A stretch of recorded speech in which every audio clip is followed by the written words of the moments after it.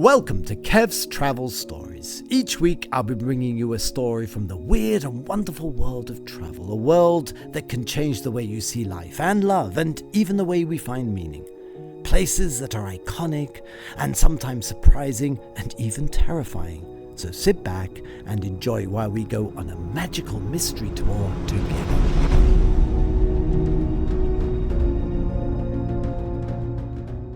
Welcome to this special episode of On the Road with Kev. And I'm not going to reveal the ending until we have finished this podcast.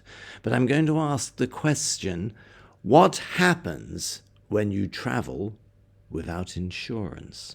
Now, I'm in Bangkok, as you know. I'm in my hotel, so you may hear the chambermaid rattle on the door or someone kick off a row next door. All part of the pleasure and the privilege of bringing you on this trip with me. We've been to the barbers, we've been out and about, but then something rather unfortunate happened to me. I had my nails clipped in one of the local manicurists. I've had it done many, many times. It costs like €2.50. But on this occasion, a day later, I started to get this sort of pain in the right foot, in the little toe. I thought it was just maybe athlete's foot or something like that, and put a little bit of ointment on. But the pain got worse. The next day, the swelling had started, and there was a red circle around the bottom of my foot. Now, this I couldn't ignore. One of my dear brothers, Pat, actually succumbed to sepsis, and it ended his life. Anybody who's over 65 or any age, actually, sepsis can kill anybody at any time. What happens is you get a small nick. Another friend of mine got a small nick in the gym by just brushing against equipment, and his whole arm swelled up. He didn't do anything about it and ended up in hospital, and the doctor said if he'd come 12 hours later, he would be dead. So this is a general warning about sepsis, which is this inflammation that can lead to this poisoning of the blood. But more importantly, it's what happens when you don't have travel insurance. So I went along a little bit disturbed. I went along to the hospital, and they are good hospitals in Bangkok. Got fully checked. They take your blood pressure. They do all the triage. Doctor came in. He wasn't too sure about what was wrong. Passed me on to a consultant. I could see the cha-ching, cha-ching, cha-ching rising up. And at the end of the session, where he'd seen that there was a wound, he dressed it.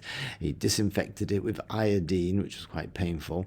And I got a bill for 5,000 baht. Yes. Not only that, they told me to come back the next day. It had to be dressed again. So off I went the next day to a different part of the hospital. Same thing, a bill for 3,000 baht. And 2 days later, I had to go yet again. We're now over 10,000 baht. We're now over €300. And this is a minor complaint that obviously it's very good to be treated.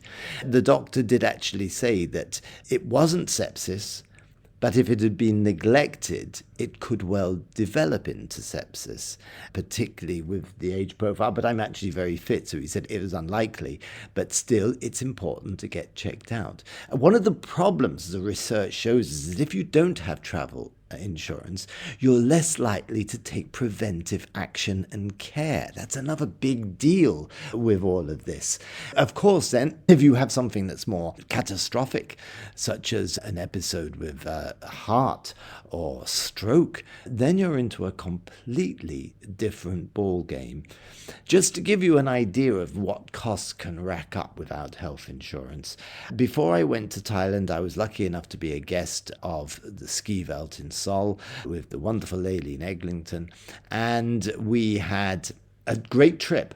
But someone did have a very bad accident, and they had to be taken off the mountain. This was at a resort adjacent. This resulted in a bill for the helicopter rescue over €24,000.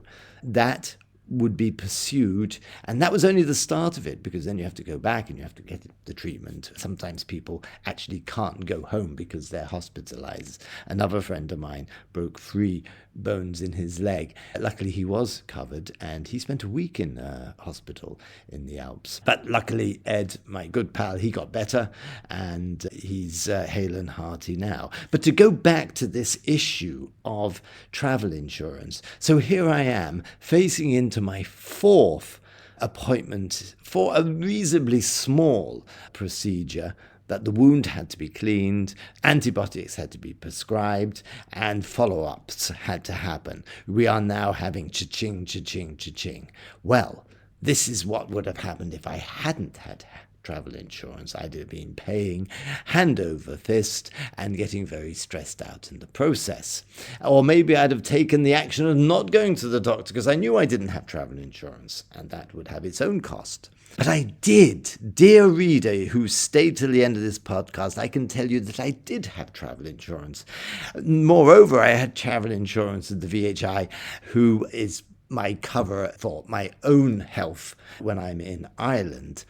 So when this uncomfortable sensation happened, I checked my little card that they had. I've never used this before and have never needed to use travel insurance before, but they said phone before you do anything. So this is what happened. I phoned Dublin and I got a very wonderful lady at the VHI call centre. She directed me to one particular hospital, and we were in a cab going to another hospital, as it so happened, but she said, go to this hospital, and furthermore, we will cover all the costs. So it was a pre-guarantee. When I arrived, they immediately asked for your health insurance and a credit card. I was able to tell them to look at the reference number, and they said, okay, it's all paid for. Furthermore, after I'd seen the doctor, who wasn't so sure, he passed me on to a consultant, which was more cha-ching, and then he prescribed these antibiotics. I was given the antibiotics on my way out. No waiting, no having to go in queue, and also the whole thing took less than 40 minutes. It was really quite incredible. Then another phone call meant that the following day, that was covered, and the following 2 days, when the wound was dressed, because it was quite a bad wound, that was pre-covered, all by VHI, and I didn't have to reach into my pocket once, apart from the taxi to get to the hospital. I cannot tell you how wonderful feeling that was, that I'd saved all this money, but it was just the ability to go. They directed me to the best hospital there is for healthcare. They made sure that everybody knew that I'd been covered with the various forms, and they communicated with the hospital beforehand, and then I got to see doctor, consultant, medication, and follow-up, and not a penny spent. So there you can see, I've already covered the amount that the travel insurance cost, and I have to go one more time to the hospital. So I can imagine the awfulness of not having travel insurance. And it's so easy to overlook. And it's one of those things like making a will. Well, I'll never have to do that. But I would really share with you, dear listener, whether you're going on a little short trip on a city break to London, or a huge trip to Australia or Asia or Latin America, check out your travel insurance. If you have private health care, which in Ireland is sort of a big option, which many people have, you can get an add-on policy usually, just as I did with the VHI, which I'd have to say, though I'm very pleased with and very happy with. And it's worked out really, really well. But I think the most important thing is the peace of mind and knowing that you're not going to break your budget and you're not going to go over this and you're not going to go over that. So just take a moment, pause, and think, well, have I had travel insurance up to now? And if, as a result of listening to this episode of what happens when you don't have travel insurance, will I have it for the future? I hope you reflect on that. And here's to your health from Kevin Bangkok, getting on the mend. See you soon.